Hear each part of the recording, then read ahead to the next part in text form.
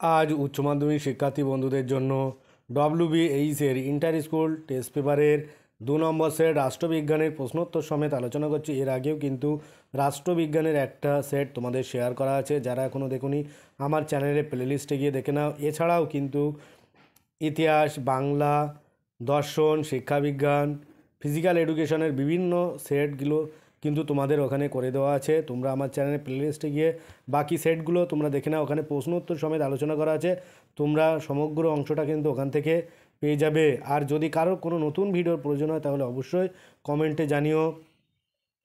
যারা এখন আমার চ্যানেলটি সাবস্ক্রাইব করুন, অবশ্যই চ্যানেলটি সাবস্ক্রাইব করো। অলরেডি যারা চ্যানেলটি সাবস্ক্রাইব করেছে তাদেরকে অনেক অনেক ধন্যবাদ। আজকে শুরু করছি ডব্লিউবিএইচের টেস্ট পেপারের দ্বিতীয় সেটটি তোমাদের সাথে শেয়ার করব। রাষ্ট্রবিজ্ঞানের একের দাগ বিকল্প উত্তরগুলির মধ্য থেকে সঠিক উত্তরটি বেছে নিয়ে লিখতে হবে। এখানে 24টি এমসিকিউ থাকবে, তোমাদের 24টি উত্তর করতে হবে। একের দাগ সার্কের প্রথম শীর্ষ সম্মেলন অনুষ্ঠিত হয় উত্তরে ঢাকায়। তোমরা দ্রুত এমসিকিউর উত্তরগুলো মিলিয়ে নাও। তারপরে দুইয়ের দাগ এক মেরু কেন্দ্রিক বিশ্বের প্রধান দেশ হলো উত্তর বি আমেরিকা। তিনের দাগ ভারত পাক সিমলা চুক্তি সম্পাদিত হয় কত খ্রিস্টাব্দে বা কোন খ্রিস্টাব্দে? এখানে উত্তর হবে বি 1972 খ্রিস্টাব্দে। চারের দাগ দ্য মেকিং অফ ফরিজন পলিসি গ্রন্থটির লেখককে? উত্তর হবে সি জোসেফ ফ্রাঙ্কেল। পরের প্রশ্ন পাঁচের দাগ পঞ্চশীল চুক্তি স্বাক্ষরিত হয় কত খ্রিস্টাব্দে? উত্তর সি 1954 খ্রিস্টাব্দে। ছয়ের দাগ ন্যাটো গঠিত হয় কত খ্রিস্টাব্দে? উত্তর ডি 1949 সালে। তারপরে সাতের দাগ শান্তির জন্য ঐক্য প্রস্তাব গৃহীত হয় সাধারণ সভায়? উত্তর বি 1950 খ্রিস্টাব্দে। আটের দাগ নিরাপত্তা পরিষদের মোট সদস্য সংখ্যা হলো? উত্তরে 15। নয়ের দাগ সম্মিলিত জাতিপুঞ্জের সনদে ধারার সংখ্যা কটি? উত্তর ডি 111টি। দশের দাগ আন্তর্জাতিক আদালতের বিচারপতিদের কার্যকাল? উত্তরে 9 বছর। 11 দাগ এককক্ষবাদ এর সমার্থক হলেন? উত্তরে ল্যাস্কি। 12 দাগ আইনসভার উচ্চকক্ষ সর্বোচ্চ আপিল আদালত হিসাবে কাজ করে? উত্তর বি ব্রিটেনে। 13 দাগ দ্য স্পিরিট অফ লস গ্রন্থটি রচয়িতা? উত্তর ডি মন্তেস্কু। 14 দাগ মার্কিন যুক্তরাষ্ট্রের আইনসভার উচ্চকক্ষের নাম হলো? উত্তর সি সিনেট। 15 দাগ এককক্ষ বিশিষ্ট আইনসভা আছে এমন একটি রাষ্ট্র হলো? উত্তর বি চীন। 16 দাগ ব্রিটিশ পার্লামেন্টের নিম্নকক্ষের নাম কি? উত্তর হলো এ কমন্স সভা। যারা এখনও পর্যন্ত আমার চ্যানেলটি সাবস্ক্রাইব করুন, অবশ্যই কৃতজ্ঞতা স্বরূপ চ্যানেলটি সাবস্ক্রাইব করে পাশে থাকা বেল আইকনটি ক্লিক করে রাখো, যাতে পরবর্তী ভিডিওগুলো সবার আগে পেতে পারো। এরকম ধরনের আরও নতুন নতুন ভিডিও পেতে আমার চ্যানেলটিকে সাবস্ক্রাইব করো, কমেন্ট করো, আর ভিডিও শেষে একটা লাইক করে দিও। আর ভিডিওটি বেশি বেশি করে তোমার বন্ধুদের সাথে শেয়ার করো, যাতে তারা এটা পেয়ে অনেক বেশি উপকৃত হয়। এরকম ধরনের আরও নতুন নতুন ভিডিও কিন্তু তোমরা এখান থেকে পেয়ে যাবে। তারপরে আসবো 17 দাগ ব্রিটিশ পার্লামেন্টের নিম্নকক্ষের নাম। এটা তো 16 দাগ হয়ে গেল কমন্স সভা। 17 দাগ ভারতের প্রধানমন্ত্রীকে নিযুক্ত করেন? উত্তরে রাষ্ট্রপতি।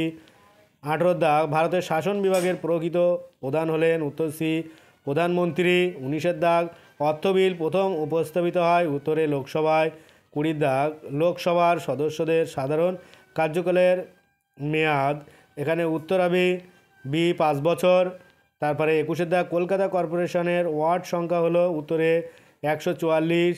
তারপরে 22 দাগ গ্রাম পঞ্চায়েতের প্রথম সভা আহ্বান করেন? উত্তর বি বিডিও। 23 দাগ পঞ্চায়েত সদস্যদের সাধারণ কার্যকালের মেয়াদ হলো? উত্তরে 5 বছর। আর 24 দাগ পশ্চিমবঙ্গের পৌরসভার সদস্যদের সাধারণ কার্যকালের মেয়াদ হলো? উত্তর সি 5 বছর। তারপরে আসবো 2 দাগ নিম্নলিখিত প্রশ্নগুলির অতি সংক্ষিপ্ত উত্তর দাও। বিকল্প প্রশ্নগুলি কিন্তু লক্ষণীয়। এখানে তোমাদের 16টি প্রশ্ন থাকবে, 16টি প্রশ্নের কিন্তু উত্তর করতে হবে। আর বিকল্প প্রশ্নগুলো তোমরা খেয়াল করো, এখান থেকে যেগুলো বাড়তি আছে সেগুলো কিন্তু তোমাদের যেটা হবে সেটা করবে, বাকি অযথা তোমাদের করার কোনো প্রয়োজন নেই।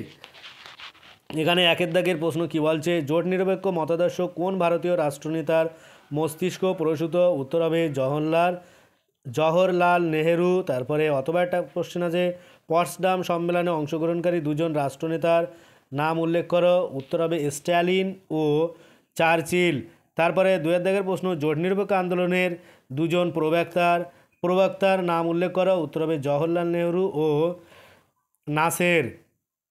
তারপরে 3 দাগের কোশ্চেন কিউবা সংকট কবে দেখা দেয়? উত্তর হবে 1962 সালে। তারপরে পরের প্রশ্ন আছে 4 দাগ পঞ্চশাল নীতি প্রথম কে ঘোষণা করেন? 1954 সালে জওহরলাল নেহেরু। তারপর অথবা একটা কোশ্চেন আছে, ভারতের বিদেশ নীতির প্রধান স্তম্ভ কী? উত্তর হবে জোট নিরপেক্ষতা। তারপরে তোমরা দেখতে পাচ্ছ 5 দাগের একটা প্রশ্ন আছে, গুজরাল নীতি কার সৃষ্টি? উত্তর হবে ইন্দ্র কুমার গুজরালের। তারপরে পরের প্রশ্ন আছে 6 দাগ, যে কোনো একটি পঞ্চশীল নীতি উল্লেখ করো। উত্তর হবে শান্তিপূর্ণ সহাবস্থান। তারপরে পরের কোশ্চেন আছে, তোমরা দেখতে পাচ্ছ 7 দাগ, সম্মিলিত জাতিপুঞ্জের সনদের নাম কি? উত্তর হবে the charter of the United nation. তারপরে অথবা একটা কোশ্চেন আছে, তোমরা দেখতে পাচ্ছ সম্মিলিত জাতিপুঞ্জের সনদের যে কোনো একটি নীতির উল্লেখ করো। উত্তর হবে সকল সদস্য রাষ্ট্রের সার্বভৌম ক্ষমতার সমান অধিকার স্বীকৃত হয়েছে। তারপরে পরের প্রশ্ন আছে, তোমরা দেখতে পাচ্ছ এখানে 8 দাগ, সম্মিলিত এই জাতিপুঞ্জের কোন দুটি সংস্থা সনদ সংশোধনের কাজ করে? উত্তর হলো সাধারণ সভা ও নিরাপত্তা পরিষদ। অথবা একটা কোশ্চেন আছে, আটলান্টিক সনদ কত সালে স্বাক্ষরিত হয়? উত্তর 1941 সালের 14 আগস্ট।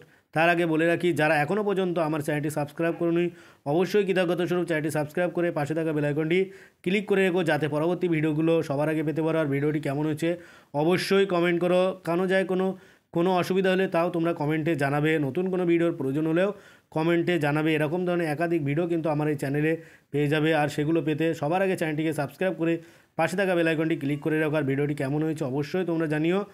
আর ভিডিওটি বেশি বেশি করে তোমার বন্ধুদের সাথে শেয়ার করো। তারপরে 9 দাগের কোশ্চেন আছে, অর্থনৈতিক ও সামাজিক পরিষদের সনদে মোট সদস্য সংখ্যা কত? উত্তর হবে 54 জন। অথবা একটা কোশ্চেন আছে, সম্মিলিত জাতিপুঞ্জের দিবস রূপে বছরের কোন দিনটি পালিত হয়? উত্তর 1945 সালে 24শে অক্টোবর। 10 দাগের প্রশ্ন, নিরাপত্তা পরিষদে ভেটো প্রদানের ক্ষমতা আছে এমন দুটি রাষ্ট্রের নাম উল্লেখ করা। উত্তর হবে ব্রিটেন ও মার্কিন যুক্তরাষ্ট্র। এছাড়াও কিন্তু আরও 3টি রাষ্ট্র আছে, তোমাদের যেহেতু দুটো বলেছে আমি দুটোই তোমাদের জানিয়ে গেলাম। তারপরে 11 দাগের কোশ্চেন, বিচার বিভাগের স্বাধীনতা রক্ষা দুটি পদ্ধতি উল্লেখ করো। 1, বিচারপতিদের কার্যকালের স্থায়িত্ব প্রয়োজন।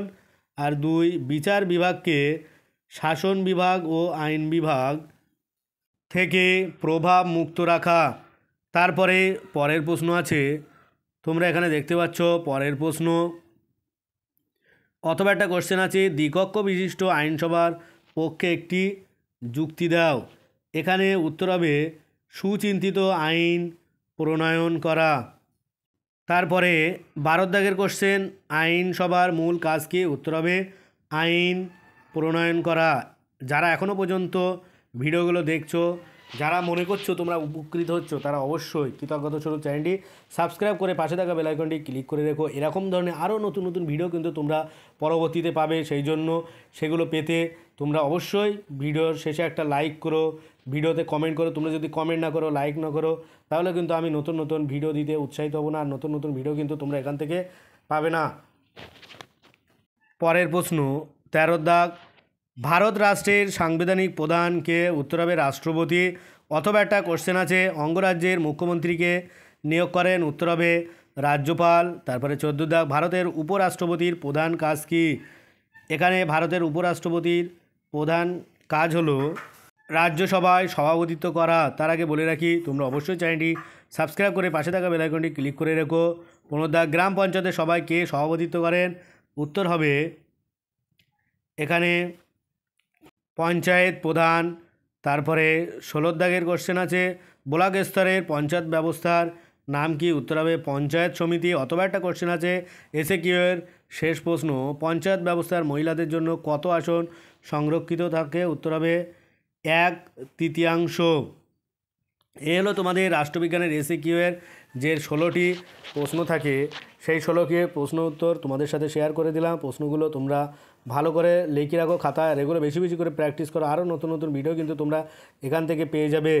আর তোমরা 3 দাগ দেখতে পাচ্ছ, নিম্নলিখিত প্রশ্নগুলির উত্তর দিতে হবে। বিকল্প প্রশ্নগুলি লক্ষণীয়। এখানে তোমাদের 8 নম্বরে 5টি প্রশ্নের উত্তর করতে হবে, 50টা 40। তোমরা প্রত্যেকটা প্রশ্নই খেয়াল করো, প্রত্যেকটা সেটেই কিন্তু এই প্রশ্নগুলো আসে। ক্ষমতা বলতে কী বোঝো, তারপরে জাতীয় স্বার্থ, সুপ্রিম কোর্টের গঠন কার্যাবলী, বিচার ব্যবস্থা, রাষ্ট্রপতির ক্ষমতা কার্যাবলী, পার্লামেন্টের ক্ষমতা কার্যাবলী, এই প্রশ্নগুলো কিন্তু প্রত্যেকটা সেটে আসে। আর তোমাদের বলে রাখি, এই প্রশ্নগুলো কিন্তু তোমাদের ফাইনাল পরীক্ষা হুবহু কমন আসবে। আর তোমরা এরকম ধরনের আরও নতুন নতুন ভিডিও পেতে আমার চ্যানেলের প্লেলিস্টে যাও। তো আমার যে সাজেশানগুলো দেওয়া আছে তোমরা আমার চ্যানেলে গিয়ে দেখে নাও, ওখানেও কিন্তু একই হুবহু কমন পেয়ে যাবে তোমরা। প্রত্যেকটা সেটে যে বট কোশ্চেনগুলো দেওয়া আছে প্রত্যেকটা প্রশ্নই কিন্তু দেখবে আমার সাজেশানে আছে। শুধু রাষ্ট্রবিজ্ঞান নয়, বাংলা, ইতিহাস, দর্শন, শিক্ষাবিজ্ঞান, ফিজিক্যাল এডুকেশান, বিভিন্ন ধরনের সেটগুলো অলরেডি দেওয়া আছে। তোমরা আমার চ্যানেলের প্লেলিস্টে গিয়ে দেখে নাও। আর ভিডিওগুলো বেশি বেশি করে তোমার বন্ধুদের সাথে শেয়ার করো। আজ ভিডিওটি এই পর্যন্ত। পরের ভিডিও পেতে চ্যানেলটি অবশ্যই সাবস্ক্রাইব করো আর পাশে থাকা বেল আইকনটি ক্লিক করো। সকলে ভালো থাকো, সুস্থ থাকো।